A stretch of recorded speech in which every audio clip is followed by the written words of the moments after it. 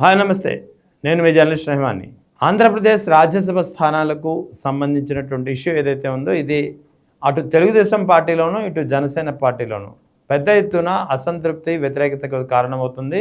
ఇప్పటికే జనసేనకు సంబంధించినటువంటి ఒక రాజ్యసభ సీటును లింగమనేని రమేష్కు కేటాయించడంపై ఆ పార్టీలో పెద్ద ఎత్తున అసంతృప్తి వ్యతిరేకత వ్యక్తమవుతుంది. ఇప్పుడు తాజాగా తెలుగుదేశం పార్టీలో కూడా అదే పరిస్థితి. తెలుగుదేశం పార్టీకి సంబంధించినటువంటి 3 రాజ్యసభ స్థానాలను ఒకటి సానా సతీష్కు రెన్యువల్ చేశారు, రెండవది భాష్యం రామకృష్ణకి ఇచ్చారు, మూడవది చింతకాయల విజయ్కి ఇచ్చినటువంటి పరిస్థితి.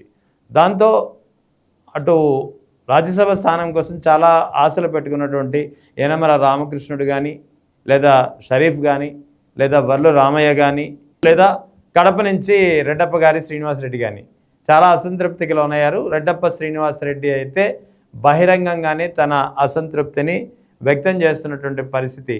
తన రాజకీయ జీవితంలో ఇంతటి నిరుత్సాహకరమైనటువంటి ఘటన మరొకటి ఉండదు అని చెప్పి ఆయన వ్యాఖ్యానించడం చూస్తుంటే పరిస్థితి ఎలా ఉందో అర్థం చేసుకోదు.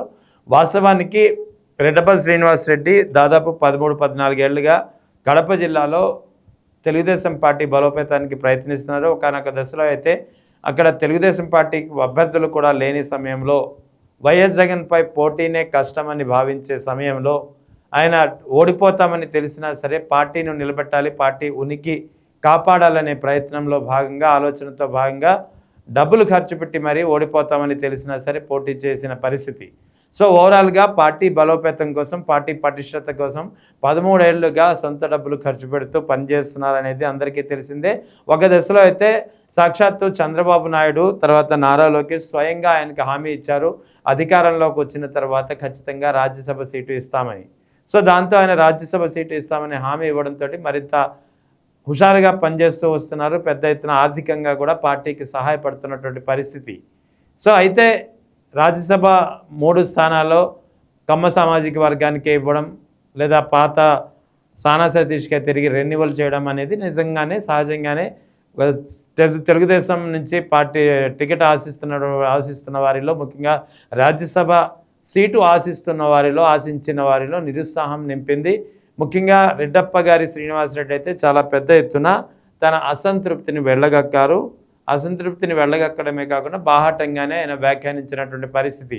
ఇంతటి నిరుత్సాహకరమైనటువంటి పరిస్థితి ఇంకెక్కడా ఉండదు అని చెప్పి తన జీవితంలో ఇదే ఇంతటి నిరుత్సాహకరమైన ఘటన మరొకటి ఉండకపోవచ్చు అని కూడా ఆయన వ్యాఖ్యానించారు. అంతేకాకుండా రెడ్లకు స్థానం లేదా అనే దిశలో కూడా, కోణంలో కూడా ఆయన ప్రశ్నించినటువంటి పరిస్థితి. సో ఈ నేపథ్యంలోనే ఒకటి తెలుగుదేశం పార్టీపై తన అసంతృప్తిని బాహాటంగానే వెళ్ళగక్కారు. బాహాటంగా తన అసంతృప్తిని వెళ్ళగక్కిన కాసేపట్లోనే పవన్ కళ్యాణ్ కూడా టార్గెట్ చేశారు. ఇక్కడ పవన్ కళ్యాణ్ ఎందుకు టార్గెట్ చేశారు అంటే, మొత్తానికి కూటమి పార్టీలో లుకలుకలు ఉన్నాయి. కూటమి పార్టీలకు సంబంధించినటువంటి నిర్ణయాలపై సొంత పార్టీలో, తెలుగుదేశం పార్టీలో నాయకులలో అసంతృప్తి ఉంది అనేది ఉదాహరణ. ఎందుకంటే తనకు రాజ్యసభ సీటు రాకపోవడంపై తెలుగుదేశం పార్టీ అగ్రనాయకత్వం నిర్ణయానికి బాహాటంగానే విమర్శించినటువంటి రెడ్డప్ప గారి శ్రీనివాసరెడ్డి తన రాజకీయ జీవితంలో దీన్ని ఒక అత్యంత నిరుత్సాహపరిచే ఘటనగా భావిస్తానని చెప్పడం, అంతేకాకుండా ఎప్పుడో 18 నెలల క్రితం జరిగినటువంటి బిల్లులకు సంబంధించినటువంటి బిల్లుల విషయంలో పవన్ కళ్యాణ్ను టార్గెట్ చేస్తూ ఆయన ట్వీట్ చేశారు. ఏం జరిగింది అంటే, వాస్తవానికి గత ఏడాది 2024 డిసెంబర్లో, అంటే కూటమి ప్రభుత్వం అధికారంలోకి వచ్చినటువంటి 6 నెలల తర్వాత కడపలో ఒక ప్రోగ్రాం జరిగింది. అది కూడా విద్యాశాఖకు సంబంధించి పేరెంట్స్ అండ్ టీచర్స్ మీటింగ్ అనమాట. ఈ మీటింగ్కు సంబంధించినటువంటి అక్కడ లోకల్ బాధ్యతల్ని, లోకల్ కార్యక్రమాలకు సంబంధించినటువంటి ఏర్పాట్లను నిర్వహించింది టీడీపీ నాయకుడు రెడ్డప్ప గారి శ్రీనివాసరెడ్డి అనుచరుడిగా ఉన్నటువంటి శివారెడ్డి. దానికి సంబంధించినటువంటి బాధ్యతలు నిర్వహించారు, ఏర్పాట్లు చూసుకున్నారు, తన సొంత డబ్బులతో ఆ ఏర్పాట్లు చేశారు. ఆ తర్వాత బిల్లులు పెట్టుకున్నారు. బిల్లులు పెట్టుకుంటే ఇప్పటి వరకు ఆ బిల్లులు రాలేదు.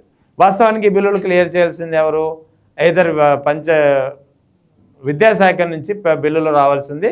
కానీ ఆ మీటింగ్కి నారా లోకేష్తో పాటు ఇంకా పవన్ కళ్యాణ్ కూడా హాజరయ్యారు. పవన్ కళ్యాణ్ హాజరయ్యారనే ఒకే కారణంతో ఈయన ఇప్పటికే రాజ్యసభ సీట్ రాలేదు కదా, ఆ అసంతృప్తితో ఉన్నారు. ఆ అసంతృప్తిని ఇప్పటికే వెళ్ళగక్కినటువంటి పరిస్థితి. దాంతో ఇప్పుడు పాత బిల్లు 18 నెలల క్రితం చెల్లించాల్సినటువంటి బిల్లు ఇంకా చెల్లించలేదంటూ ఆయన పవన్ కళ్యాణ్ టార్గెట్ చేశారు.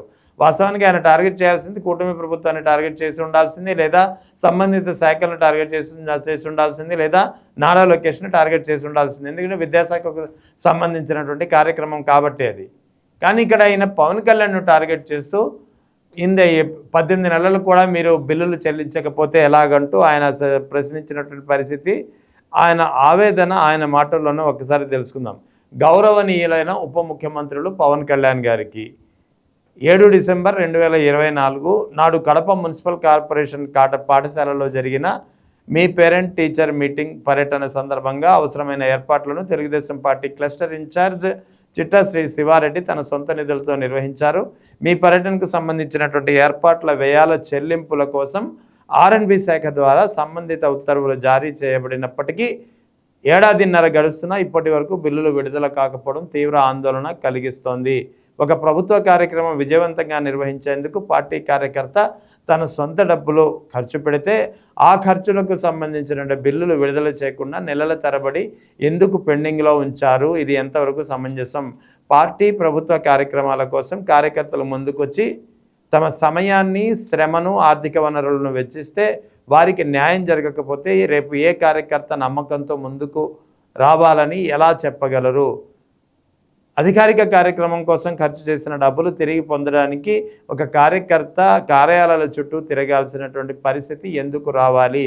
అధికారులు ఇంత నిర్లక్ష్యంగా వ్యవహరిస్తున్నా ఇప్పటి వరకు సమస్య పరిష్కారం కాకపోవడానికి కారణం ఏంటి? ఈ విషయాన్ని పలుమార్లు సంబంధిత అధికారుల దృష్టికి తీసుకెళ్లినా ఎలాంటి చర్యలు లేకపోవడంతో సదరు కార్యకర్త తీవ్ర ఆర్థిక ఇబ్బందులు ఎదుర్కొంటున్నారు. ప్రభుత్వ కార్యక్రమాల విజయానికి తోడ్పడిన వ్యక్తికి ఇదేనా దక్కాల్సిన గౌరవం అనే ప్రశ్నలతో ఈయన ఒక లేఖ రాశారు. ఎవరికి? పవన్ కళ్యాణ్కి ఒక ట్వీట్ చేశారు.